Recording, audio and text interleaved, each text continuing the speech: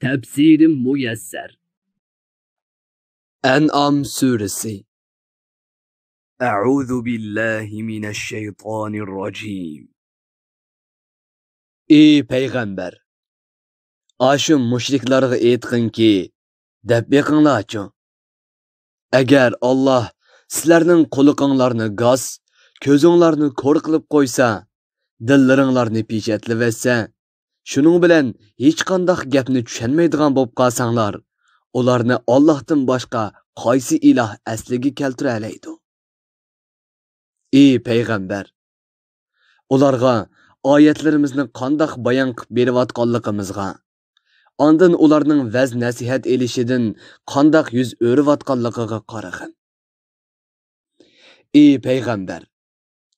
Aşu müşriklarga aytqinki, beqinglarchu, agar sizlarga Allohning azobi ushtum tutsa, yoki sizlar ko'rib turgan paytda oshkori kelsa, halok bo'ladiganlar dal shu kufrlik qilib, Allohdan boshqasiga ibodat qilib, o'ziga zulm qilgan qavm bo'lmay, kimlar bo'lsin?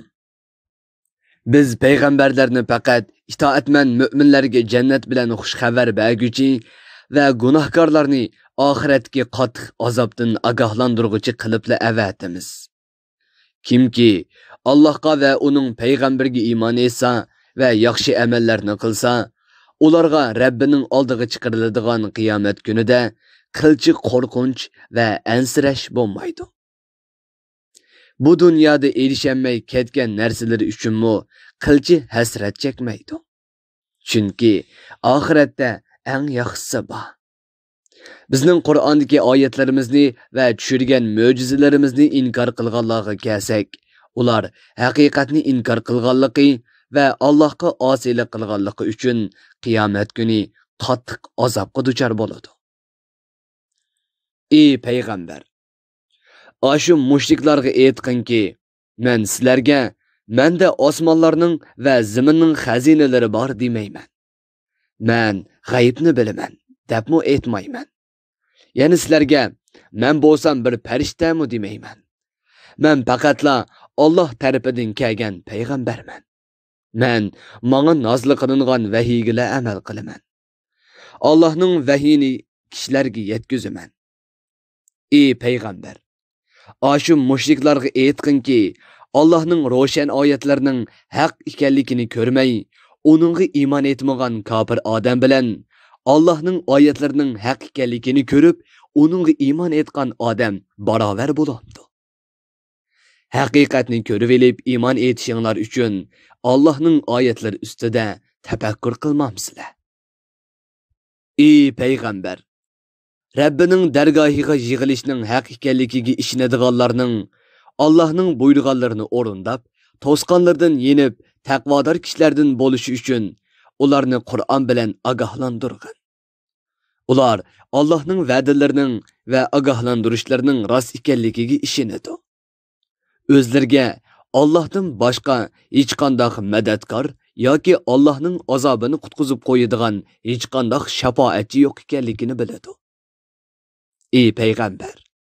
Allohning roziligini izlab aytganda, oqshomda Rabbiga ibodat qiladigan ojiz musulmonlarni majlisingdan qo'g'livatmagin.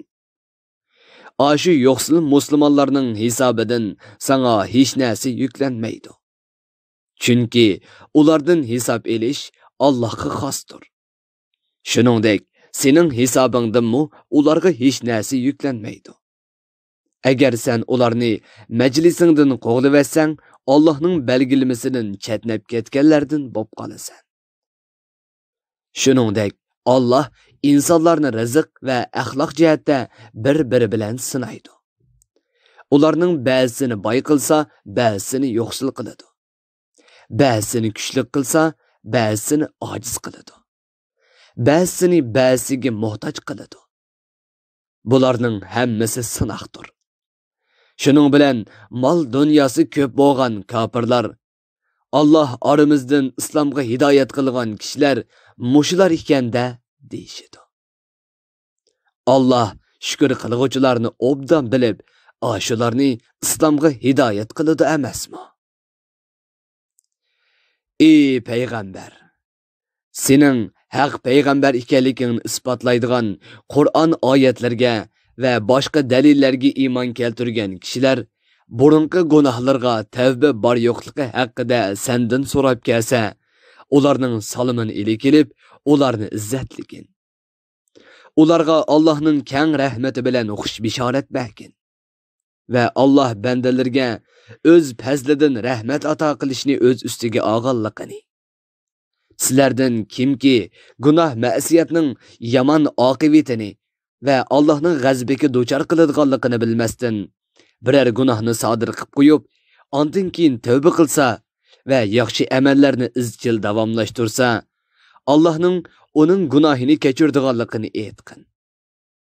Chunki Alloh tavba qilgan bandalarning gunohini nihoyat mag'firat qilg'uchidir. Ularga bekmu shafqatlidir degan. Ey payg'ambar, haqiqat o'tirg'i chiqsin va payg'ambarning amriga osiylik qilgan gunohkorlarning yo'li aniq ayrilsin deb, haqiqatni inkor qilguvchilarga dalil paketlarimizni va oyatlarimizni ana shundoq ochiq bayon qilamiz. Ey payg'ambar, ashu mushriklarga aytqinki, Alloh meni sizlar cho'qinayotgan butlarga cho'qinishdan ma'ni qildi. Ularga yana aytqinki, men sizlarning nafsi xohishlaringlarga ergashmayman. Agar men sizlarning nafsi xohishlaringlarga ergashsam, albatta to'g'ri yo'ldan ezib ketgan bo'laman va hidoyat topquchilardan bo'lolmay qolaman. Ey payg'ambar, ashu mushriklarga aytqinki, men Rabbim tarafidan menga vahiy qilingan ro'shan shariatga asoslanaman. O bo'lsa-mu ibodatni Allohning o'ziga qilishdir. Halbuki sizlar o shariatni inkor qildinglar. Sizlar tez kelishini talab qilayotgan azobni tushirishga mening qudratim yetmaydi. O azobning kechiktirilganligi haqidagi hukm faqat Alloh taologa xosdir. Alloh haqiqatni ochiq bayon qiladi. Allah o'z hukmi orqali haq bilan botilning o'rtasini ayiruvchilarning eng yaxshisidir. Ey payg'ambar, aytqinki, sizlar tez kelishni talab qilgan azob mening qo'limdan kelsaydi, o azobni albatta tushirgan bo'lardim. Va men bilan sizlarning oranglardagi ish cho'qim bir talab qilinib bo'lgan bo'lardi. Lekin azob tushirish Allohning ilkididir. O haddidan eshib Allohga maxluqotni sherik keltirish orqali o'ziga zulm qilguvchilarni obdan biladi.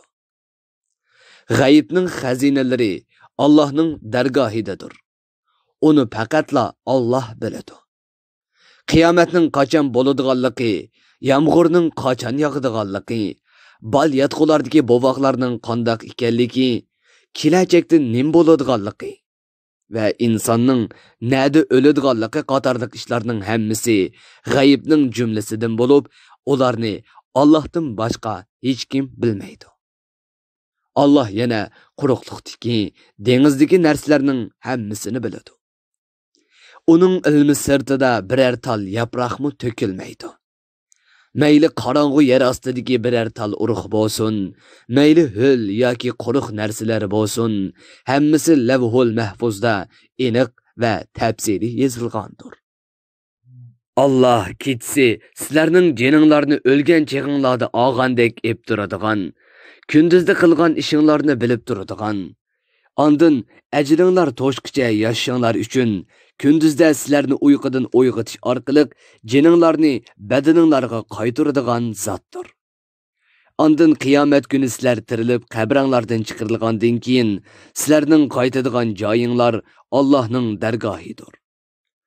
Ondan Allah sizlarning dunyo hayotida qilgan amallaringlardan sizlarga xabar beradi. Ondan shu amalinglarga qarab sizlarga mukofot yoki jazo beradi. Allah bandalarni tizginlab turg'uchidir. Hamma narsa Allohning kattaligiga bo'ysunug'uchidir. Allah bandalarga ularning amallarini ko'zatadigan va xotirlab turadigan farishtalarni avatadi. Nihoyat, bandalarning biriga o'lim kelganda, Azroil va uning yordamchilari uning jinini oladi.